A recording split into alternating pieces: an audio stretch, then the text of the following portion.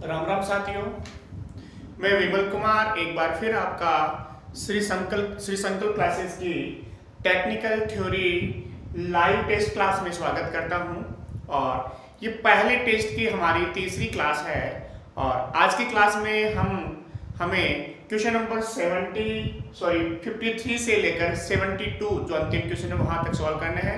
इसकी पीडीएफ अपने ऐप पर अपलोड कर दी गई है, आप वहां से डाउनलोड कीजिए और क्वेश्चन सॉल्व कीजिए। और आज की क्लास में क्वेश्चन नंबर 53 से नहीं 54 है, क्वेश्चन नंबर 54 है। फर्स्ट क्वेश्चन आपको नजर आ रहा होगा, क्वेश्चन 54 है, लेड एसिड सेल की तुलना में निकिल आयरन सेल की दक्षता कम होती है क्योंकि। देखो, आपने द्वितीयक सेलों में दो प्रकार के सेल पढ़े हैं। द्वितीयक सेल, पहला तो है लेड एसिड, जिसके बारे में दो सेलों की तुलना करनी है हमें, लेड एसिड।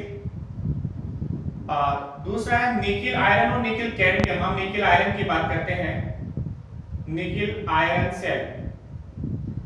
क्वेश्चन पूछा गया है इसकी दक्षता अधिक।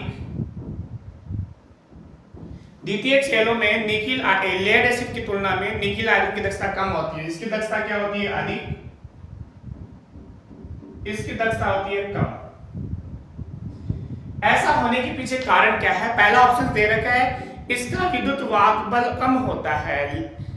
निकिल आयरन सेल का विद्युत वाहक बल कम होता है, इसलिए दक्षता इसकी क्या होती है? कम। दूसरा ऑप्शन दे रखा है इसमें कम इलेक्ट्रोलाइट प्रयुक्त होता है, इसलिए इसकी दक्षता कम होती है। तीसरा ऑप्शन दे रखा है इसका आंतरिक प्रतिरोध उच्च होता है, इसका प्रतिरोध उच्च होता है, इसलिए इसकी दक्षता कम होती है। चौथा ऑप्शन इसकी संरचना सघन होती है। आंसर दीजिए आप लोग। 4 number question, nickel iron cell की दक्षता कम होती है लेड एसिड की तुलना में, ऐसा किस कारण से होता है? दक्षता कम होने के पीछे ऊर्जा आराज ज्यादा होता है। इसमें ऊर्जा आराज ज्यादा क्यों होता है? आप सभी को पता होगा ऊर्जा आराज ज्यादा होने के पीछे कारण क्या है। आंसर दीजिए। हाँ जी, तो सबसे पहले बता दूं मैं आपको, जिस सेल की दक्षता कम है, इसका मतलब है वहां पर ऊर्जा खपत या जो आंतरिक ऊर्जा ह्रास है वो क्या होगा? ज्यादा। और आंतरिक ऊर्जा ह्रास ज्यादा होने के पीछे एक ही कारण होता है, आंतरिक प्रतिरोध अधिक होना। क्या? आंतरिक प्रतिरोध अधिक होना। यानी निकिल आयरन सेल में आंतरिक प्रतिरोध लेड एसिड सेल की तुलना में अधिक होता है। निकिल आयरन सेल का आंतरिक प्रतिरोध, निकिल आयरन सेल का आंतरिक प्रतिरोध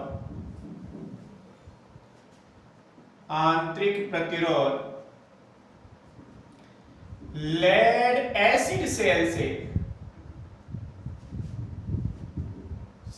से अधिक होता है।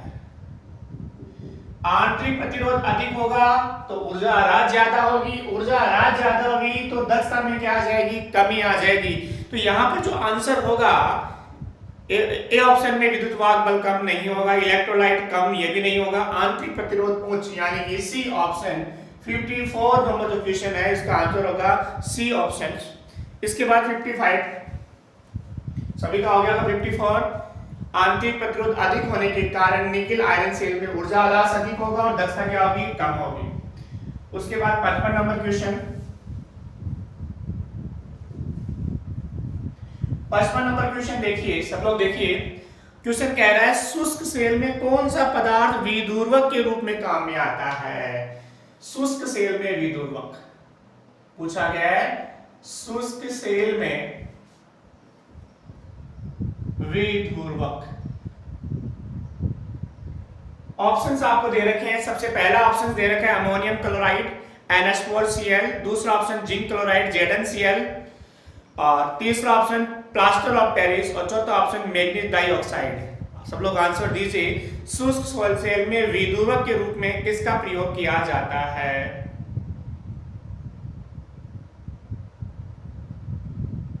हाँ जी, बता दूं मैं आपको, शुष्क सेल में विदुर्वक के रूप में MnO2 plus carbon plus NH4Cl plus ZnCl2 का चूर्ण प्रयोग किया जाता है, जिसमें सर्वाधिक मात्रा किसकी होती है? MnO2 और कार्बन की होती है। 10:10:2:1 में रहता है ये, यानी सर्वाधिक मात्रा MnO2 और कार्बन की होती है। यहाँ पर कार्बन तो ऑप्शन में नहीं दे रखा।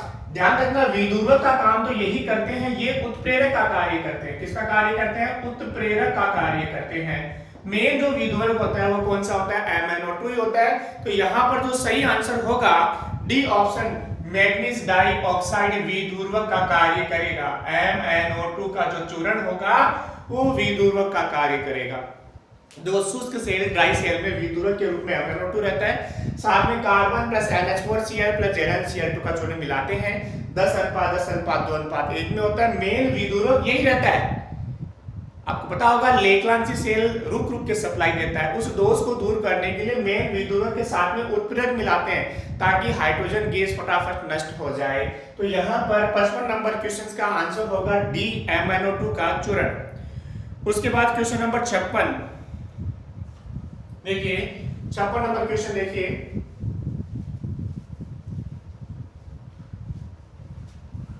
56 नंबर क्वेश्चन है, वोल्टाइक एवं लेक्लांसी सेल में पॉजिटिव इलेक्ट्रोड के चारों ओर हाइड्रोजन गैस इकट्ठा हो जाती है, इसको क्या कहते हैं? इस दोष को क्या कहते हैं?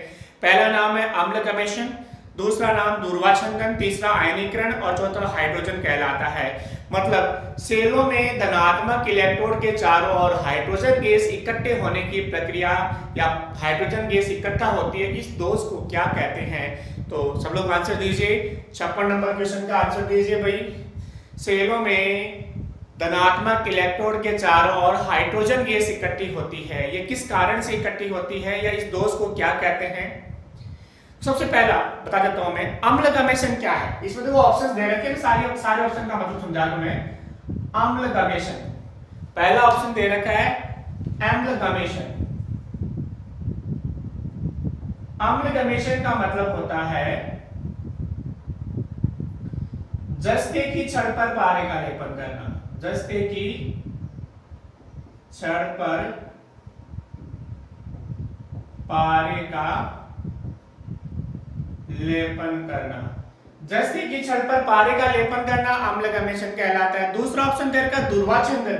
दूरवाछंदन का मतलब तो आपको पता ही है, धनात्मक इलेक्ट्रोड के चारों ओर हाइड्रोजन गैस उत्पन्न होने को ही दूरवाछंदन कहते हैं। तीसरा आयनीकरण, धनात्मक और ऋणात्मक आयन अलग अलग होना, और चौथा हाइड्रोजन कहलाता है। तो यहाँ पर अम्ल गमेशन तो सही आंसर नहीं होगा, आंसर होगा बी, दूरवाछंदन। दूरवाछंदन क्या प्रक्रिया होती है? सेल में धनात्मक इलेक्ट्रोड के चारों ओर हाइड्रोजन गैस का इकट्ठा होना ही दूरवाछंदन कहलाता है, पोलराइजेशन कहलाता है। और इस दोष को दूर करने के लिए विदुर्वक प्रयोग करते हैं। कौन क्या प्रयोग करते हैं? विदुर्वक। विदुर्वक के रूप में दो, ये तो MnO2 का प्रयोग करते हैं या CuSO4 का विलयन भी विदुर्वक के रूप में काम करते हैं। का चूर्ण प्रयोग करते हैं और का विलयन भी विदुर्वक के रूप में काम में लिया जाता है। अलग अलग सेलों में अलग अलग रहता है। तो यहाँ पर जो दूरवाछंदन क्या है? धनात्मक इलेक्ट्रोड के चारों ओर हाइड्रोजन गैस का इकट्ठा होना ही दूरवाछंदन कहलाता है। ठीक है, इसके बाद question number 57, 57 number question. 57 number question है, पचास वाट 200 वोल्ट के बल्ब का प्रतिरोध क्या होगा? क्वेश्चन दे रखा है 50 वाट 200 वोल्ट के बल्ब का प्रतिरोध। ऑप्शंस आपको दे रखे हैं, पहला ऑप्शन 200 ओम, दूसरा ऑप्शन 400 ओम, तीसरा ऑप्शन 600 ओम, चौथा ऑप्शन 800 ओम। 50 वाट 200 वोल्ट के बल्ब का प्रतिरोध आपको बताना है 200, 400, 600 और 800 ओम। 57 नंबर क्वेश्चन सब लोग सॉल्व कीजिए। देखिए सामने देखिए, आंतरिक प्रतिरोध R बराबर होता है V² P। आंतरिक प्रतिरोध R बराबर क्या होता है? V² P। V कितना है यहाँ पर? 200 वोल्ट है, तो V² यानी कि 200 गुणा 200 और P कितना? 50। कितना हो गया 800 ओम। तो यहाँ पर जो आंसर दे रखे हैं, पहला ऑप्शन 200 ओम, दूसरा ऑप्शन 400 ओम, तीसरा 600 और चौथा दे रखा है 800 ओम। तो यहाँ पर जो सही आंसर होगा वो कौन सा होगा, डी। जब भी किसी सेल का या लैंप का आंतरिक प्रतिरोध निकालना हो, किसी उपकरण का आंतरिक प्रतिरोध निकालना हो, तो यहाँ पर इस फॉर्मूले का प्रयोग करें, R बराबर V² की सहायता से आंतरिक प्रतिरोध निकाल लिया जाएगा। यहाँ पे आ गया 800 ओम। उसके बाद क्वेश्चन नंबर, अगले क्वेश्चन पे चलते हैं 58, 58 नंबर क्वेश्चन। अच्छा क्वेश्चन है, थ्योरेटिकल क्वेश्चन है, बहुत सी बार बच्चों को ये पता नहीं होता, ध्यान रखें इस क्वेश्चन का। देखो, दो प्रकार के हम प्रतिरोध काम में लेते हैं, तो कार्बन फिल्म प्रतिरोध होता है, एक वायर बाउंड होता है। जो प्रतिरोध अधिकतर जो प्रयोग करते हैं, कार्बन फिल्म, और दूसरा होता है वायर बाउंड।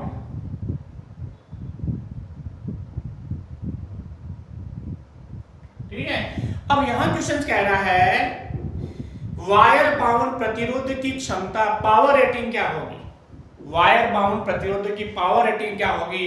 पहला दे रखा है 1/8 वाट से 2 वाट, 2 वाट से 5 वाट, 5 वाट से 50 वाट, 50 वाट से 100 वाट। तो वायर बाउंड प्रतिरोधों की पावर रेटिंग इनमें से कौन सा ऑप्शन होगा, 1/8 वाट से 2 वाट, 2 वाट से 5 वाट, 5 वाट से 50 वाट, 50 वाट से 100 वाट, कौन सा ऑप्शन होगा 58 में। हाँ जी, सबने आंसर दे दिया है, देखते हैं। देखो, कार्बन फिल्म का जो प्रतिरोध क्षमता होती है, पावर क्षमता होती है कार्बन फिल्म प्रतिरोध की, वो होती है 1/8 वाट से 2 वाट। और वायर बाउंड जो प्रतिरोध होते हैं वो बनाए जा सकते हैं 1 वाट से लेकर 50 वाट। अब यहां ऐसा कौन सा ऑप्शन है जो 1 से 50 के रेंज में आता है वायर बाउंड में। पहला ऑप्शन तो नहीं होगा, पहला ऑप्शन 1/8 वाट से 2 वाट किसके लिए होगा, कार्बन फिल्म के लिए होगा।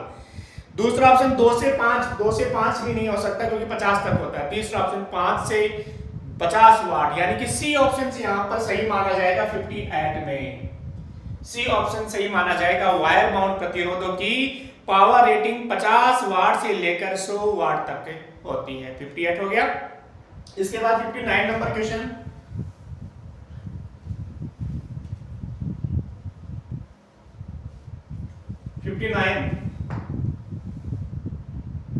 देखिए क्वेश्चन है, माइक्रोफेरेड धारिता के एक संधारित्र को 200 वोल्ट के स्रोत से चार्ज करते हैं, संचित ऊर्जा कितनी होगी। सब लोग सॉल्व कीजिए।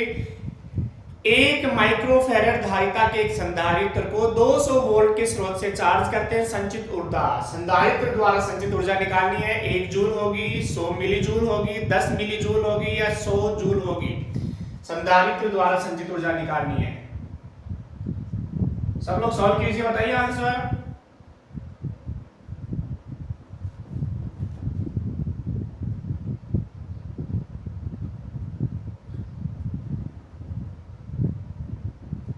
बता दूं आपको, संधारित्र द्वारा संचित ऊर्जा E बराबर होती है 1/2 CV², यानी कि 1/2। C का मान दे रखा है माइक्रोफेरेड, एक माइक्रो का मतलब हो गया 1 × 10⁻⁶। V का मान दे रखा है 200 वोल्ट और V² है तो 200 × 200, 1 2 से 2 कैंसिल, कितनी जीरो है, 4 जीरो, इसमें से कम हो जाएगी। 1/2 CV²,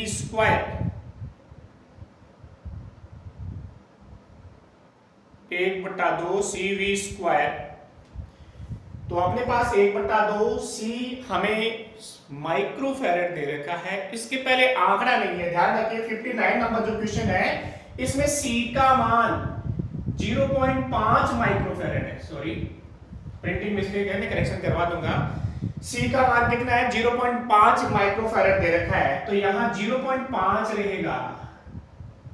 तो अपने पास 0.5 को मैं अगर 2 से गुणा करता हूं तो मेरे पास कितना हो गया, 1 गुणा 10 की घात क्या हो जाएगी, -2। अब देखिए 1/2 CV², 0.5 माइक्रोफेरेड है तो 0.5 × 10 की घात -6। V कितना है, 200 × 200, ठीक है।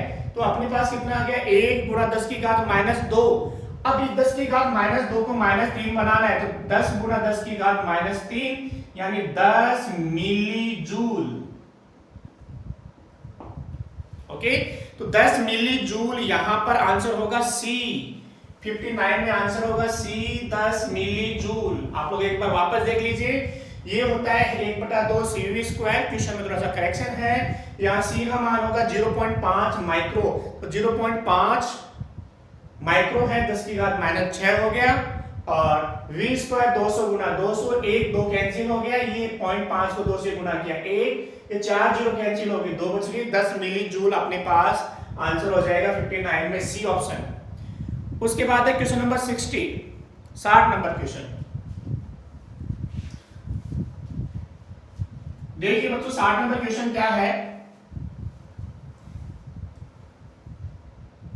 60 नंबर क्वेश्चन कहता है प्रत्यावर्ती वोल्टायन धारा के परिमाण का दिशा को दर्शाने के लिए सरल रेखा पर तीर के चिन्ह द्वारा निरूपण करते हैं।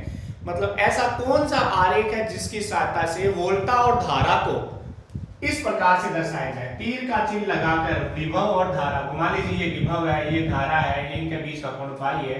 इस आरेख को क्या कहते हैं? पहला ऑप्शन अदिश मात्रा कहते हैं, दूसरा ऑप्शन फेजर मात्रा कहते हैं, तीसरा प्रत्यावर्ती, चौथा आरएमएस।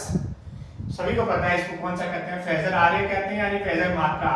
यानी कि ऑप्शन हो जाएगा बी नंबर। 60 नंबर में क्या हो जाएगा? बी, फेजर आरेख, फेजर मात्रा के द्वारा प्रदर्शित किया जाता है। सबको पता भी इस चीज के बारे में।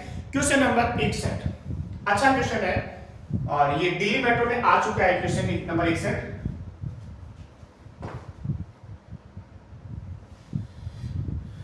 एक समान आवेशित गोले के भीतर प्रवेश करते हैं तो विद्युत विभव कितना होगा। मतलब एक आवेशित गोला है जो एक समान रूप से आवेशित है, ठीक है। इस गोले के सतह पर मान लीजिए कितना वोल्ट है, पूरे पर एक समान रूप से आवेशित है, सतह पर V है 100 वोल्ट। अगर अंदर जाएंगे तो V कितना होगा, ये पूछा गया है।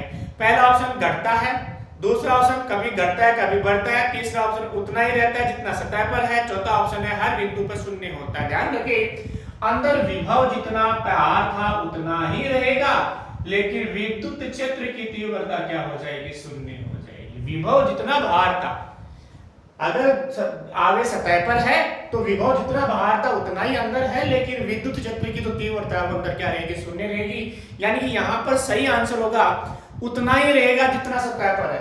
61 नंबर में सी आंसर। जितना बाहर 100 वोल्ट है तो अंदर भी कितना रहेगा? 100 वोल्ट। बाहर से अंदर ले जाने या अंदर से बाहर लाने में किया गया कार्य शून्य रहता है, क्योंकि विभव क्या रहता है? समान। अब पता होगा आवेशित गोले के सतह से अंदर ले जाने, अंदर किसी इलेक्ट्रॉन को ले जाने में किया गया कार्य शून्य रहता है। यानी कि हमारे पास बाहर और अंदर का विभव समान रहेगा, इसलिए ऑप्शन हो जाएगा सी नंबर। उसके बाद क्वेश्चन नंबर 62, सब लोग सॉल्व कीजिए। क्वेश्चन नंबर 62 स्क्रीन पे आपको नजर आ रहा है। क्वेश्चन कह रहा है एक स्थिर धारा स्रोत 1 किलो ओम। पहली बात है यहां पर स्रोत दो प्रकार के होते हैं, आपको पता होने चाहिए। एक तो होता है विभव स्रोत और एक होता है धारा स्रोत।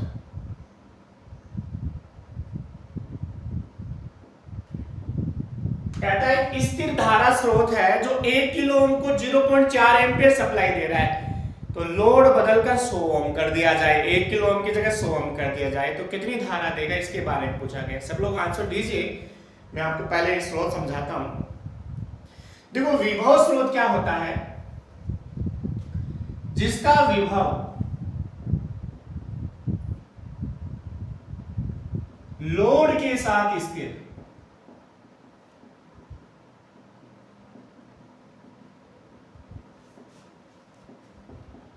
जिसका जो वोल्टेज है, टर्मिनल वोल्टेज है, वो लोड के साथ स्थिर रहता है, वो क्या होता है? विभव स्रोत। और धारा स्रोत क्या होता है?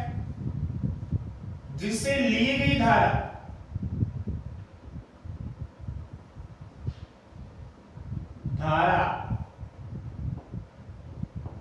लोड के साथ स्थिर रहती है। विभव स्रोत क्या रहेगा? जिसका विभव लोड के साथ स्थिर है। लोड बदलने पर विभव नहीं बदले वो तो विभव स्रोत, और लोड बदलने पर धारा नहीं बदले धारा स्रोत। यहाँ पर लोड बदल रहा है, धारा स्रोत, तो धारा नहीं बदलेगी। धारा कितनी रहेगी? धारा रहेगी 0.40 एम्पियर ही रहेगी।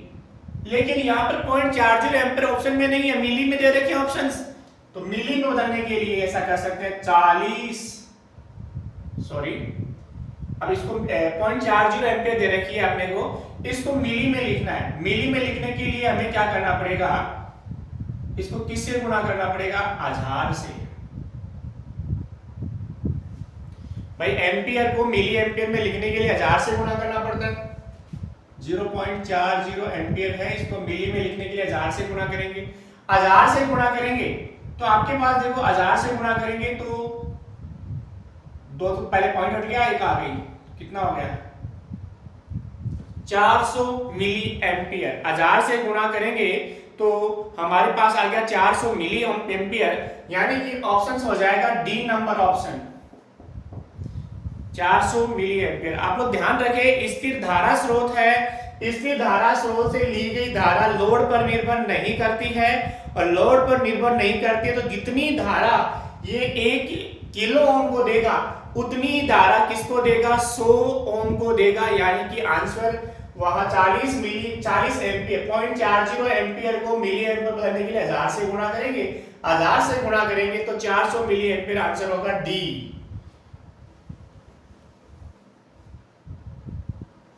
ओके, इसके बाद क्वेश्चन नंबर 63, ये हो गया 62 नंबर। क्वेश्चन नंबर 63, हाँ एक चीज बता दो साथ साथ में, 62 में ही, विभव स्रोत, आदर्श विभव स्रोत का आंतरिक प्रतिरोध,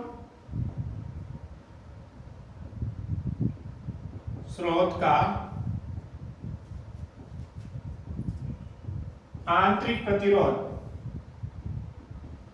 आदर्श विभव स्रोत का आंतरिक प्रतिरोध 0 ओम होता है, और अच्छे विभव स्रोत का आंतरिक प्रतिरोध, विभव स्रोत का आंतरिक प्रतिरोध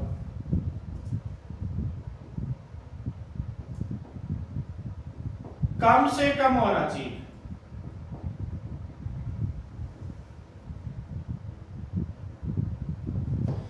आदर्श विभव स्रोत का आंतरिक प्रतिरोध कितना होता है? 0 ओम, और अच्छे विभव स्रोत का आंतरिक प्रतिरोध कम से कम। आदर्श धारा स्रोत का आंतरिक प्रतिरोध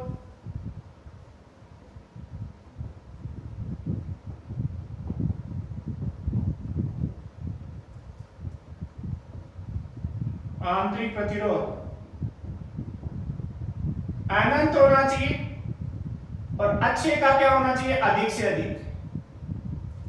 अच्छे धारा स्रोत का आंतरिक प्रतिरोध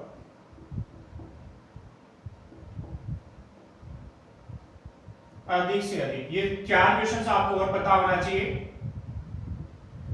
देखो, सबसे पहला बात है विभव स्रोत क्या होता है? ऐसा स्रोत जिसका विभव लोड पर निर्भर नहीं करे वो क्या कहलाता है? विभव स्रोत कहलाता है। और धारा स्रोत क्या होता है? ऐसा स्रोत जिसे ली गई धारा लोड पर निर्भर ना करे, धारा स्रोत कहलाती है।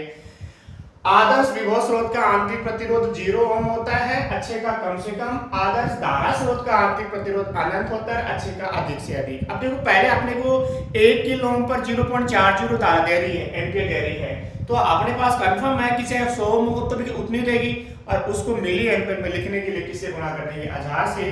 तो हमारे पास 400 मिली एम्पियर आंसर होगा 62। उसके बाद 63,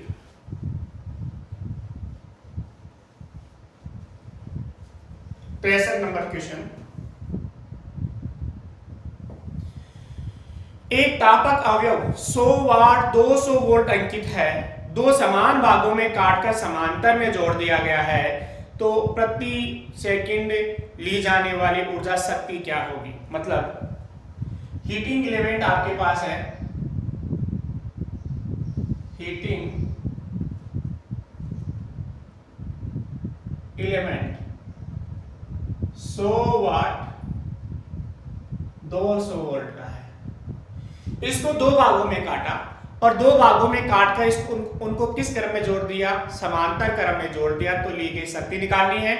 आपको पूछा है 25 जूल प्रति सेकंड यानी 25 वाट, 400 जूल प्रति सेकंड यानी 400 वाट, 100 वाट या 50 वाट, इनमें से कौन सी होगी? 63 नंबर सॉल्व कीजिए।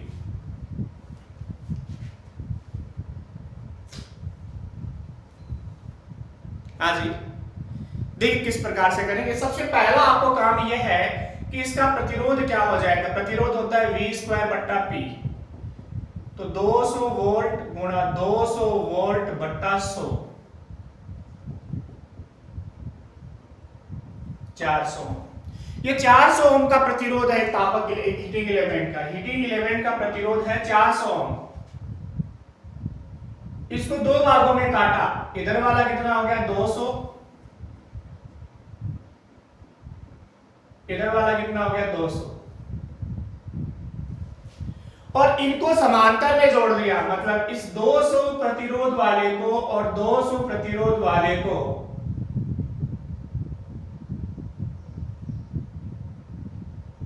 दोनों को समांतर में जोड़ा। 200 समांतर में जोड़े तो कितने हो गए 100। अब आपको पता है जब इस 100 को मैं सप्लाई से जोड़कर शक्ति निकालूं तो V स्क्वायर बट्टा P, V कितना 200 गुणा 200 और P सॉरी R कितना है 100, कितना आ गया 400 वाट या 400 जूल प्रति सेकंड। देखिए सबसे पहले उसका प्रतिरोध निकाला, उसको दो भागों में काटा, प्रतिरोध को आधा किया, उसको समांतर में जोड़ा, प्रतिरोध वापस से आधा हो गया 100 ओम हो गया।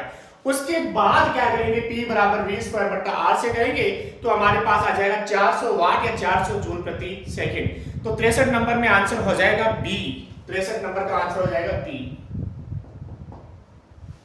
64 नंबर क्वेश्चन, पावर ट्रांसफॉर्मर में कोर को पटलित करने से क्या घटती है। सबसे पहली बात है ट्रांसफॉर्मर का टॉपिक मैंने आपको पढ़ाया है अभी, और मैंने शक्तियों के टॉपिक बताया था कि ट्रांसफॉर्मर में दो प्रकार की लौह हानि होती है। ट्रांसफॉर्मर में कितने प्रकार की लौह हानि होती है? दो प्रकार की। कौन कौन सी? क्वेश्चन नंबर 64 है। एक तो होती है भंवर धारा हानि, जिसको कम करने के दो उपाय है। एक तो अम्ल सॉरी लौह हानि होती है दो प्रकार की। एक तो होती है भंवर धारा हानि, भंवर धारा हानि, और दूसरी होती है सेतीले हानि।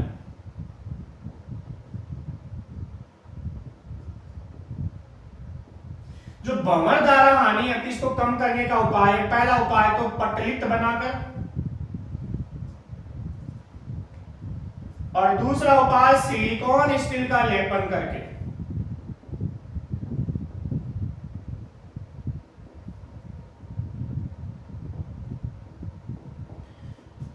और इसको कम करने का एक ही उपाय है सिलिकॉन स्टील का बनाकर।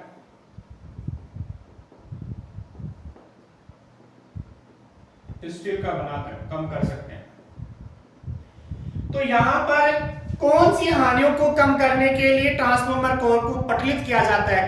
ताम्र हानियों को, स्ट्रेसिस को, भंवर धारा को, स्ट्रेसिस और भंवर धारा दोनों को पटलित करने से कौन सी हानि कम होती है? भंवर धारा हानि। तो यहां ऑप्शन हो जाएगा 64 नंबर में सी, भंवर धारा हानियों को कम करने के लिए ट्रांसफॉर्मर कोर को पटलित किया जाता है। इसके बाद क्वेश्चन नंबर 65, थर्मोस्टेट में जो द्विधात्विक पट्टी होती है वो किसकी बनी होती है? क्वेश्चन नंबर 65,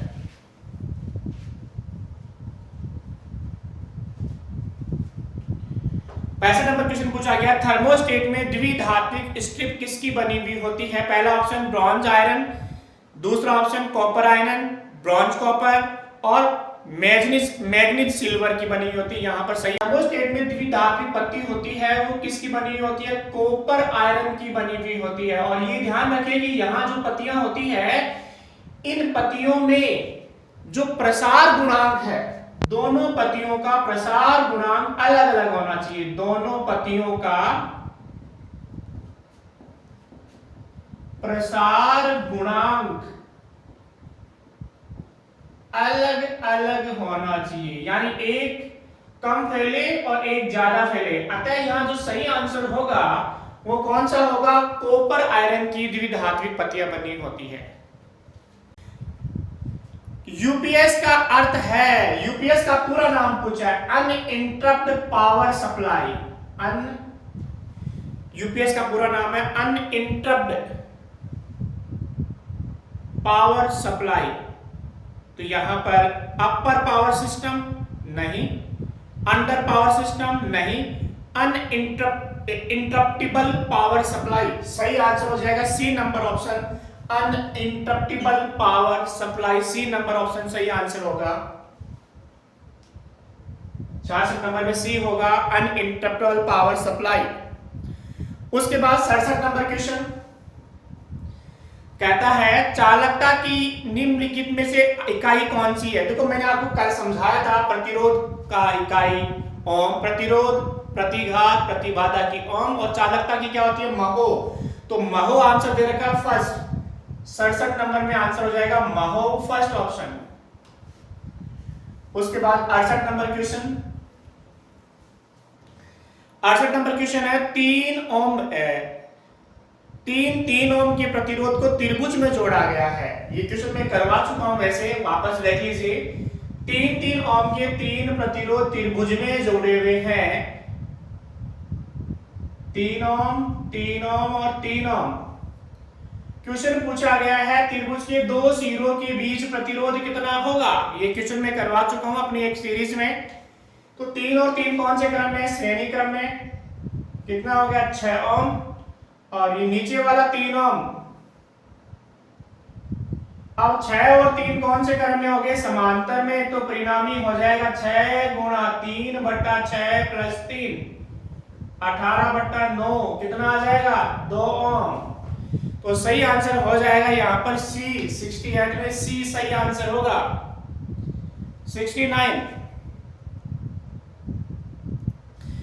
अब थ्योरेटिकल क्वेश्चन है, न्यूमेरिकल्स नहीं है, बहुत आसान आसान क्वेश्चन है। 69 वैसे पहले करवा चुका हूं मैं।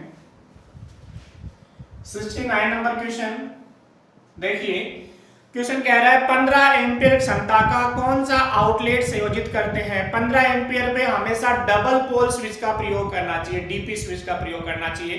तो यहाँ पहला ऑप्शन है द्विमार्गी डबल थ्रो का, नहीं। टीपी का ट्रिपल पोल की आवश्यकता नहीं होती 15 एम्पीयर पर। डीपी स्विच का, यानी सही आंसर हो जाएगा सी, डीपी स्विच का प्रयोग करना चाहिए 15 एम्पीयर।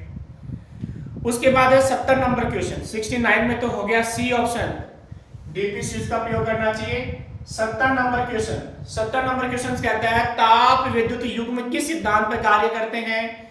तो ताप विद्युत युग्म का मतलब आपको शायद पता ही होगा कि जब दो भिन्न भिन्न धातुओं की छड़ों के एक सिरों को संयुक्त रूप से गर्म करे और अन्य सिरों पर विद्युत वाहक बल उत्पन्न हो, इस प्रक्रिया को हम यहां कह सकते हैं ताप विद्युत युग्म कह सकते हैं। इस संयोजन को ताप विद्युत युग्म कह सकते हैं। थर्मोकपल में काम में लिया जाता है और ये किस सिद्धांत पर आधारित है? सीबेक प्रभाव पर। किस पर आधारित है? सीबेक प्रभाव पर आधारित है। यानी कि यहां पहला ऑप्शन दे रखा है सीबेक प्रभाव सही है, दूसरा फेराडेस नहीं, लेंज नहीं, गॉस नहीं। तो यहां आंसर हो जाएगा ए, सीबेक प्रभाव पर आधारित। 70 नंबर क्वेश्चन में आंसर हो जाएगा ए। उसके बाद 71 नंबर क्वेश्चन,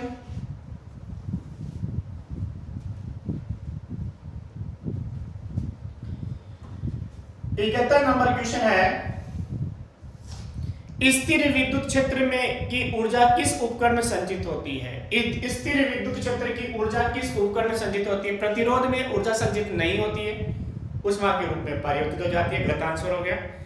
चालक में नहीं होती है, प्रेरक में चुंबकीय क्षेत्र के रूप में होती है, और संधारित्र में हमेशा ऊर्जा विद्युत क्षेत्र के रूप में संचित होती है। तो यहां सही आंसर हो जाएगा 71 में बी ऑप्शन, कैपेसिटर में ऊर्जा विद्युत क्षेत्र के रूप में संचित होती है। उसके बाद क्वेश्चन नंबर 72, लास्ट क्वेश्चन आज की क्लास का, 72 नंबर क्वेश्चन सब लोग देखिए। प्रत्यावर्ती धारा को दिश धारा में बदलने के लिए किस उपकरण का प्रयोग करते हैं? तो एसी को डी से बदलने के लिए प्रयोग किया जाता है। सभी को पता होगा रेक्टिफायर, हिंदी में कहे तो दिष्टकारी। यहां जो ऑप्शंस दे रखे हैं रिजुकारी, ट्रांसफॉर्मर, ट्रांजिस्टर, प्रेरक कुंडली, दिष्टकारी को ही किस नाम से जाना जाता है? रिजुकारी के नाम से जाना जाता है हिंदी में। तो यहाँ सही आंसर हो जाएगा ए। आज की क्लास के लिए इतना ही। कल हम सेकंड सीरीज के साथ में वापस से मिलेंगे। आज के लिए धन्यवाद।